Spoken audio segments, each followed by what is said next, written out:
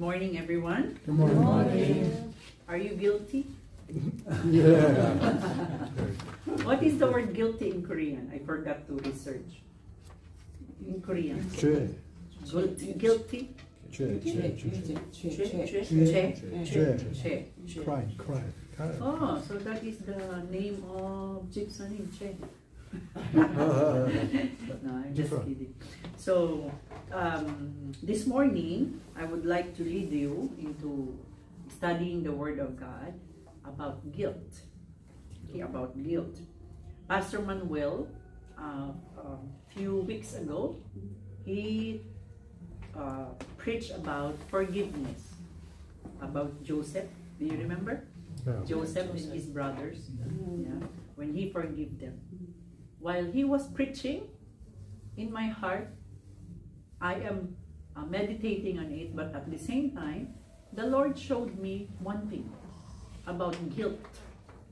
About guilt. You know, guilt and forgiveness, they go together. So this morning, I would like for us to learn more about guilt, and I entitled the message, Guilt Factors. What we should remember about guilt. Guilt factors. In the definition, I don't know if I included it in your paper, guilt is the feeling of responsibility or remorse for doing something wrong, whether in thought, word, or action. It is an inner awareness of having violated a moral, ethical, or spiritual standard, often leading a person to seek forgiveness or make things right. So guilt is a very sad feeling. If you're guilty, you're not happy. Hey, I'm guilty. No. When you're guilty, you're too embarrassed. You want to hide it, right? You're not happy about it. So it's a feeling of remorse. Remorse is the English word. If I would like define it in a lighter English, it's you feel embarrassed, you feel hurt that you also hurt somebody. It's very sad feeling. Okay, so let's talk about that. Let's talk about guilt. And I believe each one of us had experienced feeling guilty. Now, before we keep on, let us pray first. Heavenly Father, thank you for the feeling of guilt.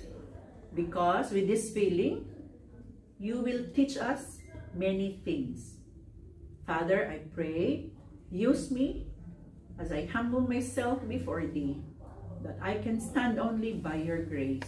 Use my mouth, give me a keen understanding, alert mind, and most of all, empower me with your Holy Spirit, that every word spoken will really be planted to the hearts of my brother and sisters.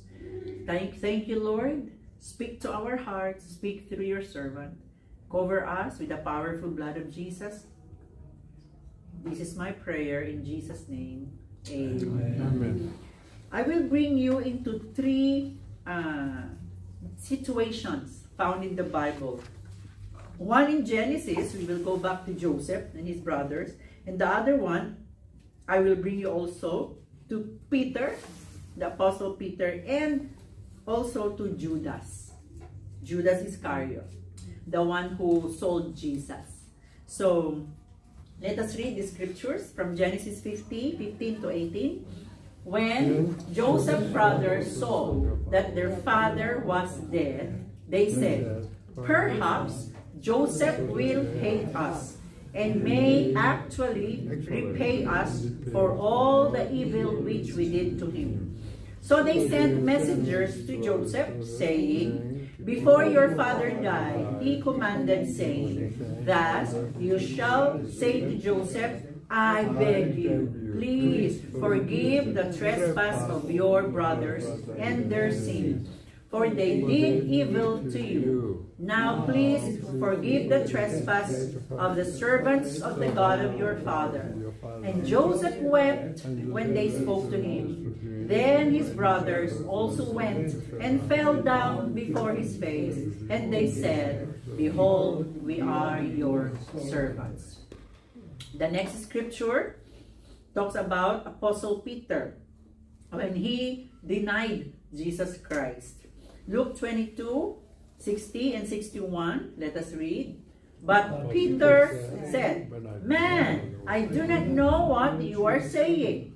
Immediately, while he was still speaking, the rooster crowed, and the Lord turned and looked at Peter. Then Peter remembered the word of the Lord, how he had said to him, Before the rooster crows, you will deny me 3 times. 62. So Peter went out and wept bitterly. Now let's go to Judas Iscariot, the one who sold Jesus. Matthew 27, 3-5. Let us read. Then Judas, his betrayer, seeing that he had been condemned, was remorseful and brought back the 30 pieces of silver to the chief priests and elders, saying, I have sinned by betraying innocent blood. And they said, What is that to us? You see to it. Then he threw down the pieces of silver in the temple and departed and went and hanged himself. So three offenses. Joseph's brother tried to kill him, threw him inside the well. Remember the story? Sold him to Egypt. And there Joseph became a slave. But later on, he became a governor of Egypt.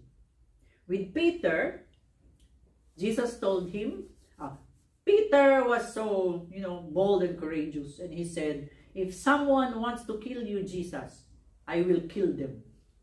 But Jesus said, no. Before the rooster crows, you will tell them that you don't know me. That was Peter. And it really happened. But after Peter realized his fault, he went out and wept bitterly.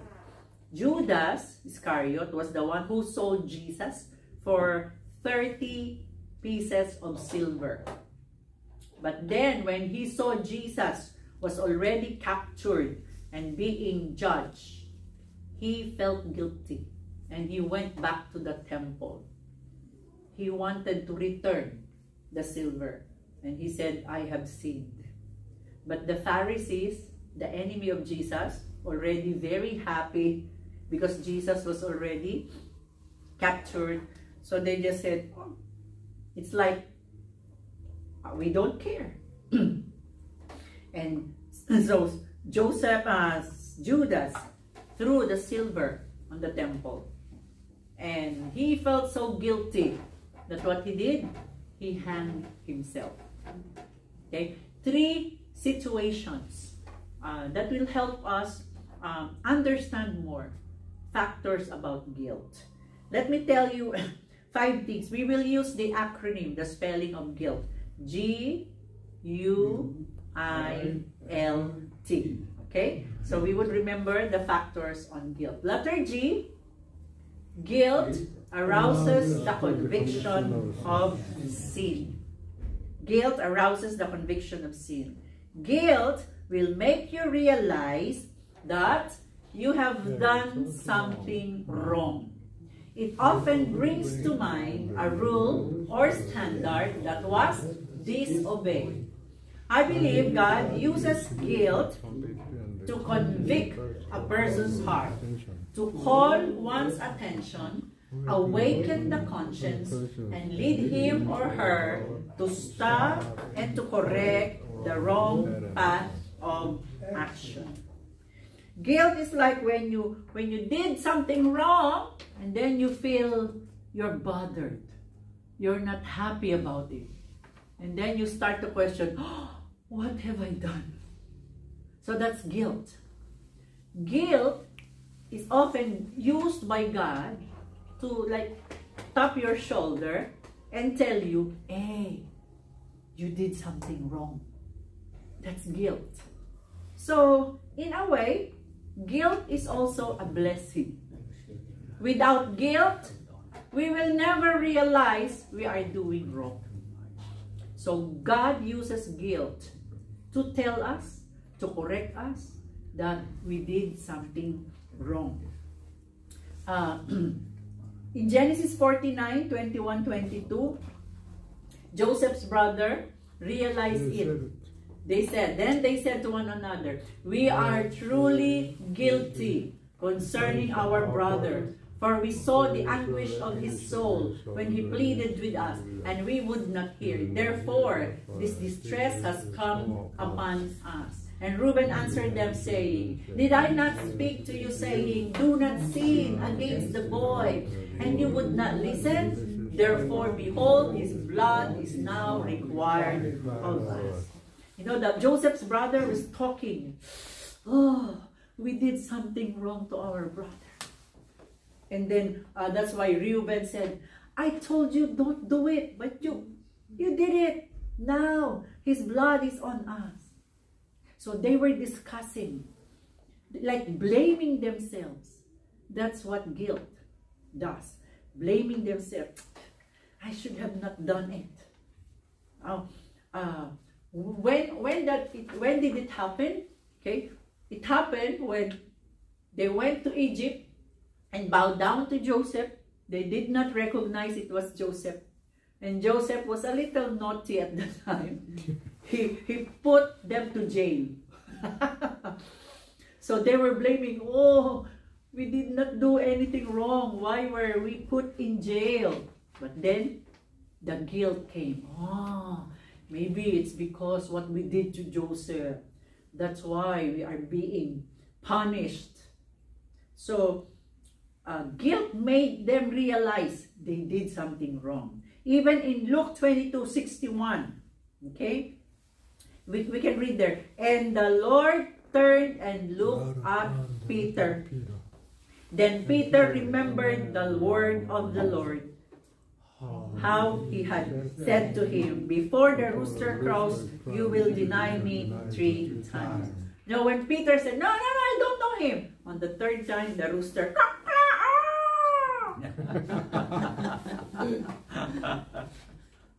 and Jesus, it says there, look at Peter.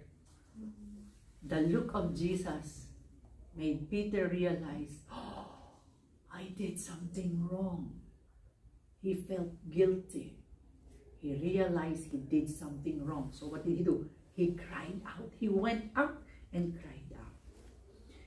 Judas, Matthew 27, 3-5. It says there, then Judas, his betrayer, seeing that he had condemned, he was remorseful, brought back the 30 pieces of silver to the chief priests and elders, saying, I have sinned by betraying innocent blood. So Judas recognized his fault, his sin. What was his sin? He said, I betrayed innocent blood. At that time, he admitted Jesus should not be sold because Jesus is innocent. Jesus was a good man. What have I done? He was a very good man. So that guilt made Judas realize his sin. Jesus said in John 16:8, Jesus said, when He, the Holy Spirit, comes, He will convict the world concerning sin and righteousness and judgment.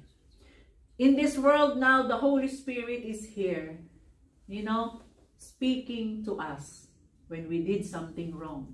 It's like the inner voice inside. That's wrong. Sometimes we are planning to do it, and the Holy Spirit is there. No, that's wrong. Even, you know, you can if you will just learn to be sensitive, you can hear the Holy Spirit whispering, that's good, or don't do it, that's wrong. Even while eating, I can sense the Holy Spirit telling me, oh, too much. You should stop. So brothers and sisters, God uses guilt to awaken our conscience. Next slide. Guilt awakens our conscience. It reminds us of the standard we have broken and calls us to stop, reflect, and turn from our wrong ways. God uses guilt to open our eyes to what is right and wrong and draw us toward repentance. So guilt, God uses guilt to open our mind and help us understand, admit that, oh, I did something wrong. There were times in our lives we feel guilty, right? Like the question I asked you this morning, are you guilty? Maybe you started thinking, oh, did Moksanim found something about me? Maybe I'm hiding something. Or maybe the Lord told him. No, don't worry. The Lord did not gossip to me your secrets. But at many times in our lives, we were guilty, right? Now, when you realize you're guilty, when you realize you're wrong, the next step, what is the next letter of the word guilt? You. Next slide. You. You decide. You decide. You decide what? Okay, next slide please. Guilt can lead a person in two directions. What are those directions? It may cause someone to hide or try to cover up his or her offense. Or it can move a person to face the sin honestly and be willing to make things right and begin again. So, when we feel guilty, we have a choice. Keep it to yourself. Keep it secret. Cover up your sin. Pretend that you never did it. Or confess it. Admit it. Yes, I did something wrong. Admit it. Three situations. Letter A. You may choose to admit your sin and repent. I strongly recommend letter A. Admit your sin and repent. When you feel guilty, don't hide it. Admit. Just like Joseph's brother. In Genesis 50, 17, 18, they told Joseph, I beg you, please forgive the trespass. By the way, trespass is another English word for sin. Okay? Please forgive the sins or trespass of your brothers and their sin, for they did evil to you. Now please forgive the trespass of the servants of the God of your father. And what was Joseph's reaction? Joseph wept when they spoke to him. Then his brothers also went and fell down before his face. And they said, behold, we are your servants. You see the humility there? Even if they were the older brothers, Joseph was the 11th amongst the 12. So the 10 brothers, the 10, what's that? Opa? The older brothers, they bowed down to their younger brother as their way of repentance. They humbled themselves. You can choose to admit your sin and repent. Same with Peter in Luke 22:62. So Peter went out and wept bitterly. Okay? When he went out, that's his way of admitting, yes, I did wrong. And he cried out. Or, you decide, letter B, you may choose to admit your sin and condemn yourself. This is terrible. admit your sin. Okay, I did something wrong, so I'm gonna punish myself. Just like Judas. Matthew 27:5. Then he threw down the pieces of silver in the temple and departed and went and hung himself. When I was younger, I have this behavior problem. When I did something wrong, I would start hating myself and I would really hit myself. Maybe because that was the effect. When I was little, I was physically abused. So maybe that's one effect. But praise the Lord for healing that trauma. So there are really people, when they did something wrong, okay, what they do is they punish themselves. They don't eat. Or sometimes they just get drunk, even if to the point that they can no longer walk. Just to punish themselves. Or sometimes they would start, taking pills. The worst is like Judas. He hung himself, killing his own self. Please, when you did something wrong and you feel guilty, do not punish yourself. Repent and do the first one. Okay? Do the first one. Repent. Come to God. Amen? Just come to God. Letter C. You can choose to be like Adam and Eve. Okay, I included Adam and Eve here. You may choose to hide or cover up your sins and blame others instead of admitting it.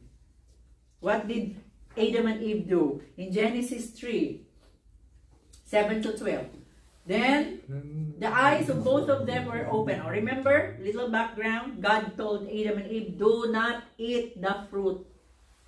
But Adam was tempted by Satan. So she ate. And she gave to her boyfriend. And they ate. So they disobeyed God and they felt guilty. So then, the eyes of both of them were open and they knew that they were naked and they sewed fig leaves. Okay, they tried to cover up their sins and made themselves coverings. And then they heard the sound of the Lord God walking in the garden in the cool of the day. And Adam and his wife, what?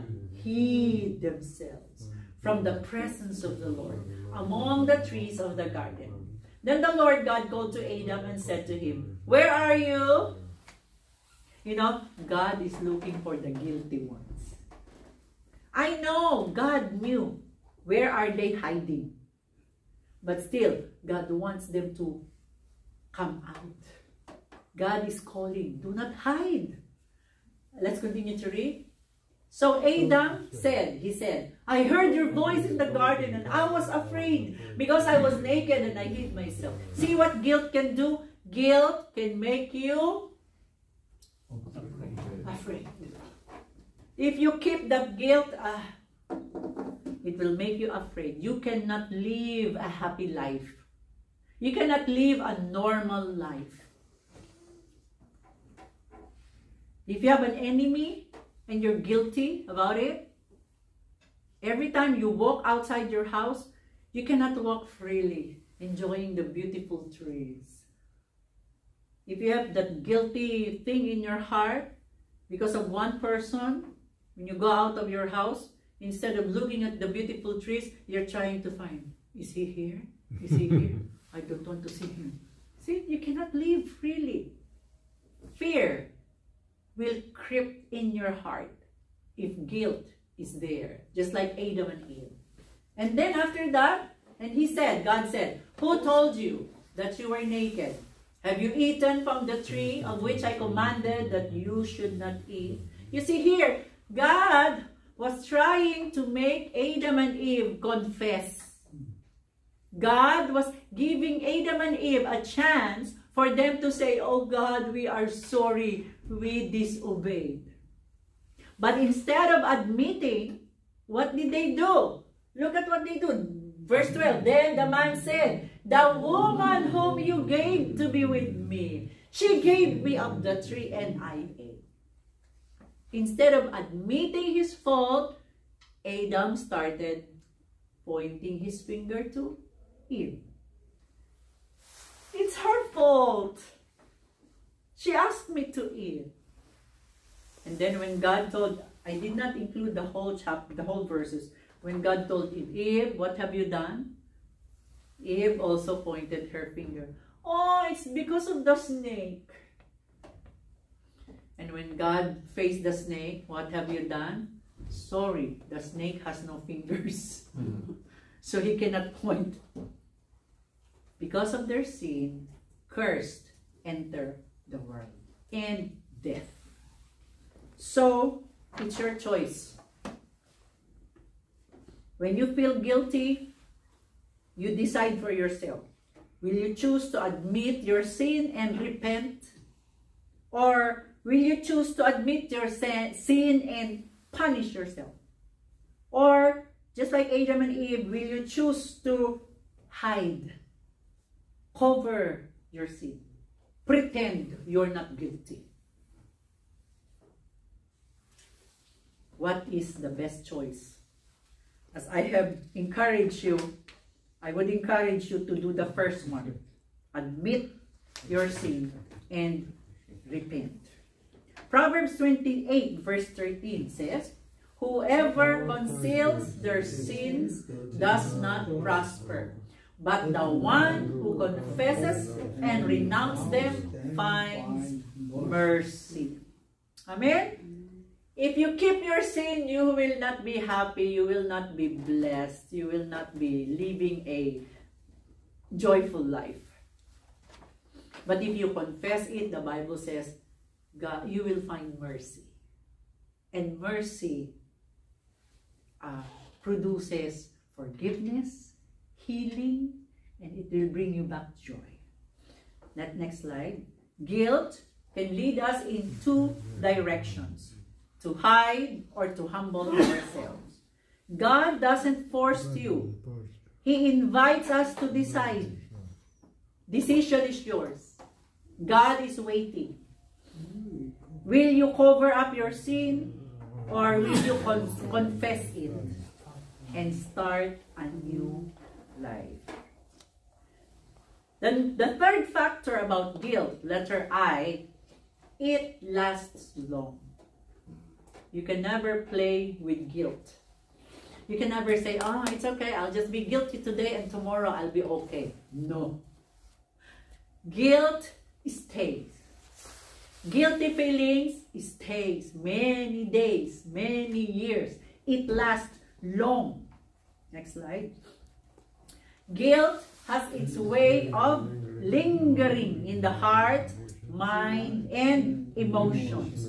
And even in the memory of those affected by the wrong that was done.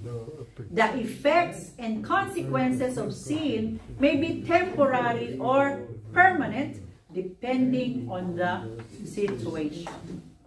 For example, if a man committed adultery and with another woman, and then the woman became pregnant, that baby, as long that that baby is alive, I believe it will remind the man that once in his life, he did something wrong.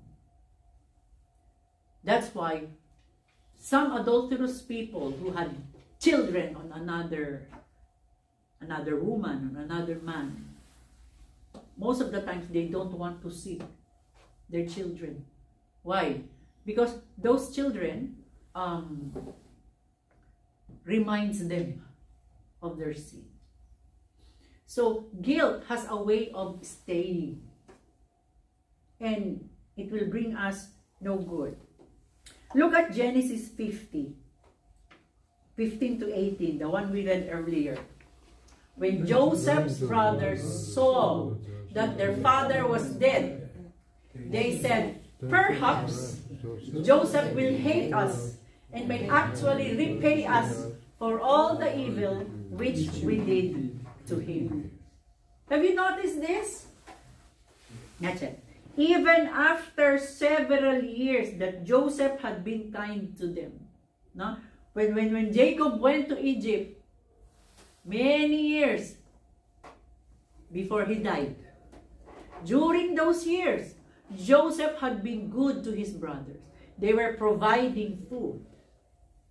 But then, after many years, when Jacob, their father, died, guilt came in. Oh, they're still guilty. Oh, they were thinking maybe Joseph was just good to them for the sake of the father. Because the father is still alive. So maybe Joseph was just, respecting our father. So he is not doing us, he is not paying us for our evil deed. Now the father is dead. So the brothers, the fear that was brought by guilt was still there. Oh no, father is already dead. Joseph could be doing something to pay us back for the evil things we did. See the guilt? It stays. If you will not confess your sin to God, that guilt will stay forever as long as you live. It lasts long. Next slide. Guilt can torture a person like Judas, whose remorse drove him to despair and death.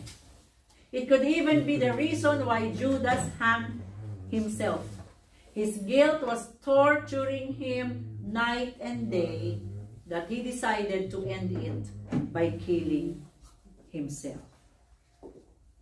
In Psalms 32 verses 3 and 4 it says, "When I kept silent, my bones wasted away through my groaning all day long." If you will read the chapter, it means the guilty person, if he just keep quiet, if he will just hide his sin, his body also became sick. There was this rich man. He went to the doctor for checkup. He was feeling so sickly. So he had a blood test, every test, MRI, ultrasound, every test. And the doctor said, "Sir, you are very healthy.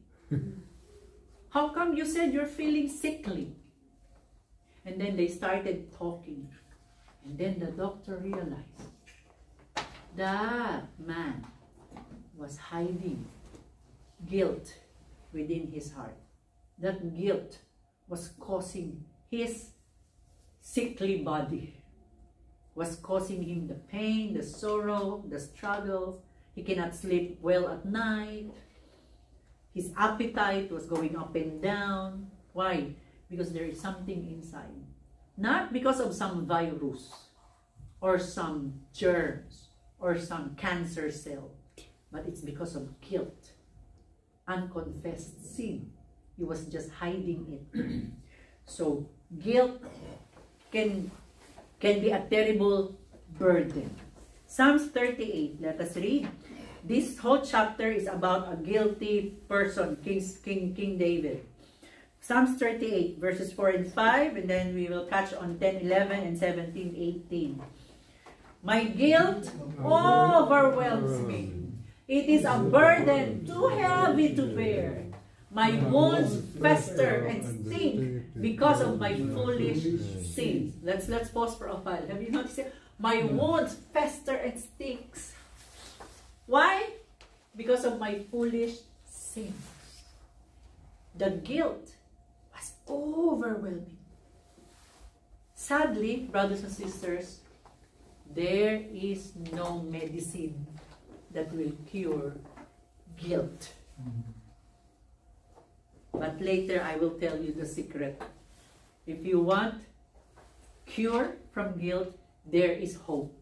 Let's continue reading. That verse 10. "My heart beats wildly. My strength fails, and I'm going blind. My loved ones and friends stay away, fearing bearing my disease. Even my own family stands at a distance. I am on the verge of collapse, facing constant pain. Isn't it terrible? Terrible. Even the family was also against him. Guilt will bring you into such a terrible state.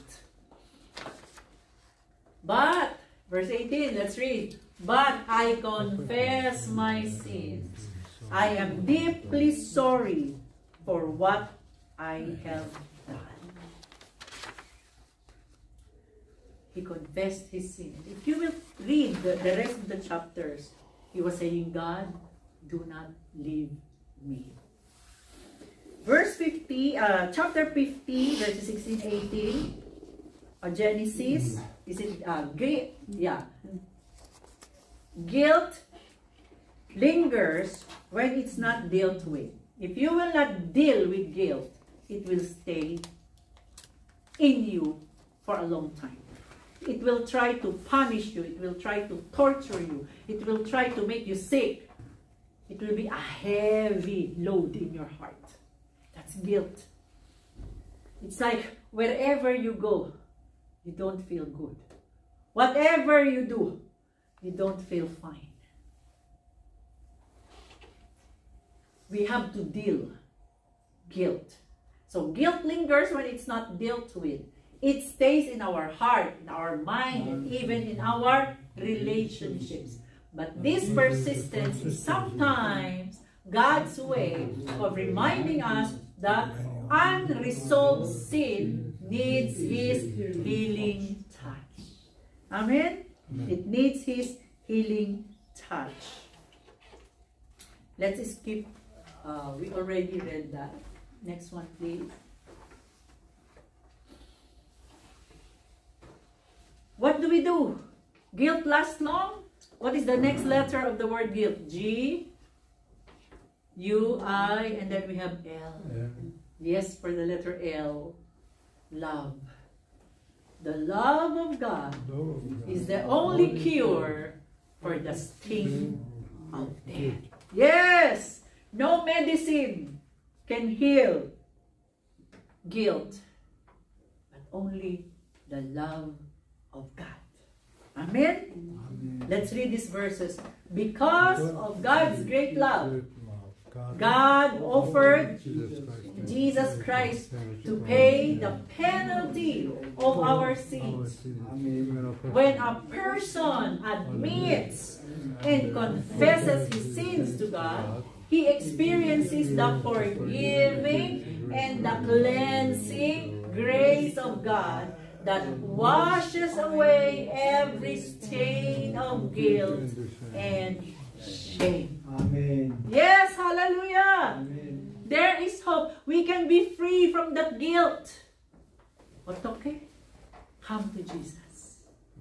Confess your sins to God. Repent.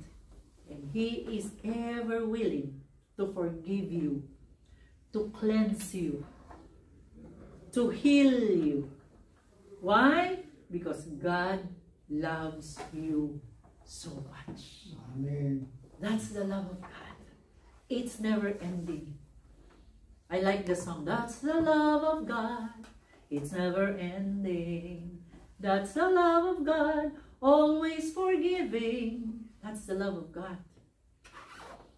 John 1:9, 1 John 1:9, we can read, if we confess our sins, He is faithful and just to forgive us our sins and to cleanse us from all unrighteousness. When God forgives, He also forgets. Again, when God forgives, He also forgets. Some pastors, we have saying that God would have Alzheimer. Do you know Alzheimer? Alzheimer. Alzheimer. Yeah. You forget. Who are you? Chime? Alzheimer's. Like a dementia. Dementia. Yeah. Some pastors would say, God, when you confess your sin, and ask God for forgiveness, God will forgive you and He will have dementia. What does it mean? He will forget your sins. He will forget the evil things you did. He will clean you, make you cleanse by the blood of Jesus. And He will make you a new person. Amen? That's how God forgives. He cleanses. You know, like when we are doing laundry, if there's especially white clothes, if there's a stain, okay, we put Clorox, okay, Clorox, Sunrox. In Philippines we call it Sunrox. Here, Clorox. I don't know, I forgot the Korean name for that. We put it on the stain and wash it, and the stain would be gone. Yes, you cannot even trace it. Where is it? Where is it? No. That is how God forgives. That is how God cleanses us from our sins. Amen. Only God's next. Thank you. Oh.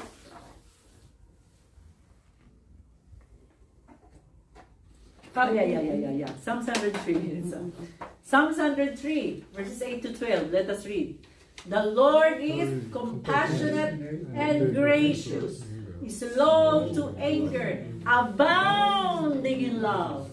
He will not always accuse, nor will He harbor His anger forever. He does not treat us as our sins deserve, or repay us according to our iniquities. For as high as the heavens are above the earth, so great is His love for those who fear Him. As far as the east is from the west, so far has He removed our sins from us. The love of God is so great. And verse 10 says, He does not treat us as our sins deserves, or repay us according to our iniquities. There is no karma in God. Have you heard of the word karma? Karma from the Hinduism, I think, or Buddhism. Like, if you did bad, bad will come back to you. With God, if you did something bad, repent, come to God, ask for His forgiveness, and He will cleanse you and He will forgive you.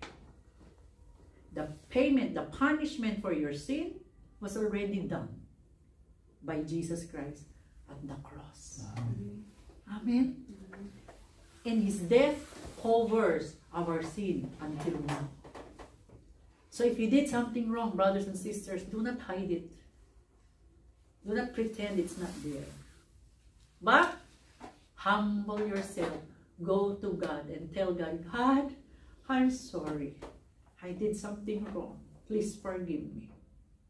If you hurt your husband or your wife, God, I'm sorry. I hurt my spouse.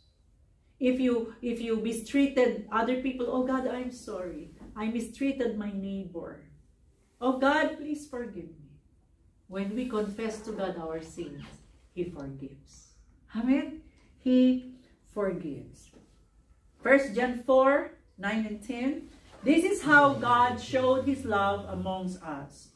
He sent His one and only Son into the world that we might live through Him. This is love. Not that we love God, but that He loved us and sent His Son as an atoning sacrifice for our sins. What Jesus Christ did on the cross is enough to cleanse us from our sins. Even if your sin, you feel in your guilt, you think, oh, my sin is terrible. My sin is so heavy. Can God still forgive me? The answer is yes. There is no big and terrible sin that God cannot forgive. Because the love of God is much bigger than the worst sin that anyone can do in this world. The love of God is able. Next slide. Only God's love can remove the sting of guilt. Through Jesus Christ, He offers forgiveness, cleansing, and restoration to those who humbly come to Him. 3 offer: forgiveness, cleansing, restoration. What is the only thing we should do? Humbly come. Just admit it. Just come to God. Don't be shy. Don't be afraid. He loves you. Guilt will torture you. But if you go to God, confess Him your guilt, your sin, He will forgive you. He will cleanse you. And He will restore you. 1 John 3:20, even if our hearts condemn us, God is greater than our hearts, and He knows all things. Sometimes you already confess it to God, you already ask for forgiveness. Believe it, God has forgiven you. But sometimes Satan will try to remind you, you did something wrong. Sometimes in your heart, you still feel that guilt. If you feel that guilt, remind yourself, I already confessed my sin to God. And God has loved me. God has forgiven me. And the Bible says, God is greater than our heart. There is a Bible commentator, Matthew Henry. It's like he said, God is the judge. Positive application: in Christ, we have reason for assurance. We cannot presume our self-approval. We have to be ruled by condemnation because God's verdict is overriding. Even if yourself is telling you, you're bad, you're not supposed to be like this, blah, blah, blah. But when you come to God, ask for His forgiveness, God is the righteous judge. And He will say, okay, you're forgiven. You will not go to jail. Release. Be free. Enjoy your freedom. Remember the woman who committed adultery? The people wanted to stone her. And they told Jesus, Moses said, if a woman committed adultery, she should be stoned to death. You know, sometimes people are very judgy. But Jesus said, okay, those who did not sin, throw the first stone. And every one of them felt guilty. Every one of them has their own hidden sins. So nobody threw a stone. They all went away. And Jesus asked the woman, oh, where are your judges? And the woman said, they left. And Jesus said, I will not also condemn you. But what did Jesus do? Jesus forgave the woman and gave her another chance. Stand up, go back home, and stop doing sin. That's how God wants us to do. Repent to Him, He will transform you. The last T, letter for the guilt is T. Transform. Next, please. When a guilty person chooses to admit his fault, repent, change his ways, and come to God wholeheartedly, God not only forgives and cleanses, but also transforms that person from a dirty rag into a renewed, restored, and redesigned vessel that brings honor to His name. I forgot the word, the exact word, but I've read. In Japan, if there is a broken pottery, they don't throw it away. What they do, they glue it together. So when you glue the broken pot, there will be marks, right? So what would the Japanese do? They would put stones. They will put design on the mark. So the broken pottery will not look like broken anymore, but more beautiful. Because the crack, they put them together and they cover the crack with jewels, with stones. So it became a lovely pottery. Same thing with our life. Satan wants to broken us, want to break us. Satan wants to ruin us. But when we come to God, repent, come to God, God is able to forgive us, to cleanse us, and then He will make something beautiful out of your life. If you think you are already useless, no. You are still useful.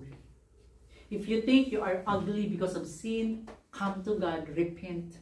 God can make you beautiful once again. Look at this one. Acts 3:19. Apostle Peter was preaching. He said, repent then and turn to God, so that your sins may be wiped out, that times of refreshing may come from the Lord. See, when you repent, God will wipe up your sin. And what does He say? And then refreshing will come from the Lord. Amen. When you're forgiven, God will release His blessing in your life. Amen. God will give you another chance, another opportunity. In my life, I experienced that. I was supposed to be a useless vessel. I was harassed. I did terrible things. But you know, because of God's great love, here you can hear me stand, preaching the Word of God. Brothers and sisters, I will tell you this morning, I cannot preach just because I'm good. No. I was able to preach because I experienced the forgiveness of God, the grace of God, the love of God, how He had been changing my life. If I would just be the me, nah. 2 times I tried to kill myself. I tried. One time I swallowed a bottle of pills. But thank goodness it did not kill me, because God has been merciful to me. There was another time I wanted to jump on the train station. But God embraced me and saved my life. So with tears, I want to let you know, guilt is terrible. But if you come to God, confess and receive His forgiveness, receive His love, He can make your life more beautiful. Amen. More beautiful than you ever think of. Brothers and sisters, the love of God is real. And He can change your life forever. The way He's changing my life. The way He changed Peter's life. You know, Peter became guilty. But what did Jesus do? In John 20, verses 3 to 7. Let us read. So Peter and the other disciples started for the tomb. Both were running, but the other disciples outran Peter and reached the tomb first. Peter bent over and looked in at the strips of linen lying there, but did not go in. Then Simon Peter came along behind him. I'm sorry, the first one was John. He went straight into the tomb. Peter saw the strips of linen lying there, as well as the cloth that had been wrapped around Jesus' head. The cloth was still lying in its place, separate from the linen. What do I want to tell you here? Peter went back to God. Peter went back to Jesus. He admitted his sin and he returned to Jesus. When we sin, don't run away from God. The more you need God. Amen? Because only God can forgive. Only God can heal. Only God can make you a better person. John 21:17. When Jesus rose from the dead, Jesus met Peter. It says there, the third time, Jesus asked Peter, Simon, son of John, do you love me? You love me. Peter was hurt because Jesus asked him the third time, do you love me? Jesus said, Lord, you know all things. You know that I love you. Jesus said, feed my sheep. Have you noticed? When Jesus asked Peter 3 times. You know why 3 times? How many times did Peter said, I didn't know him? 3 times. 3 times he denied Jesus. So when Jesus asked him another 3 times, do you love me? It's like redemption. Redemption. So Peter was able to redeem. When he said, no, I didn't know him. And then Peter asked, yes, Lord, I love you. No, I didn't know him. Yes, Lord, I love you. And then the 3rd time, no, I didn't know him. And the rooster crows. The 3rd time, Jesus asked him. And Peter said, yes, Jesus, you know I love you. What did Jesus do? Jesus did not say, do you really love me? How come you denied me? No. What did Jesus do? Look, Jesus promoted Peter. Jesus gave Peter a brand new assignment. What was it? Feed my sheep. Wow! It was like saying, okay, you love me? Pastor my sheep. Hallelujah. Amen. Jesus trusted Peter in spite of Peter's sin. He forgave Peter. He cleansed Peter's heart. He gave Peter a chance to redeem himself. And then he gave Peter a brand new assignment. Be the shepherd of my sheep. Hallelujah. Amen. Amen. In conclusion, Judas Iscariot was Judas Iscariot's guilt pushed him even farther from God, not like Peter. It says there, with the payment Judas received for his wickedness, Judas bought a field. There he fell headlong, suicide. His body burst open and all his intestines spilled out. Everyone in Jerusalem heard about this, so they called the field in their language Akeldama, which means field of blood. And I heard, according to study, Akeldama became a cemetery in Israel. It is now a cemetery. Judas judged himself instead of returning to God. Next slide. May our guilt lead us closer to God, not away from Him. Guilt, though painful, can become a gracious tool in God's hands. It reminds us of our weakness and our need for the mercy of God. When we respond rightly by turning to God in repentance, we discover not condemnation, but forgiveness, freedom, and transformation. I remember 2 Corinthians 5:17. When a person comes to Christ, he becomes a new person. The old was gone. Behold, everything becomes new. We become new when we come to Jesus. Let's continue. Next slide. True healing begins when guilt brings us back to the love of Christ, where grace overcomes shame and restores the soul. Last slide. Joseph's brothers were reconciled. Peter was restored and promoted, while Judas Iscariot was ruined, each by how they responded to guilt. The question, which path will you choose? Will you hide, be despair, or would you like to be healed? Come to Jesus.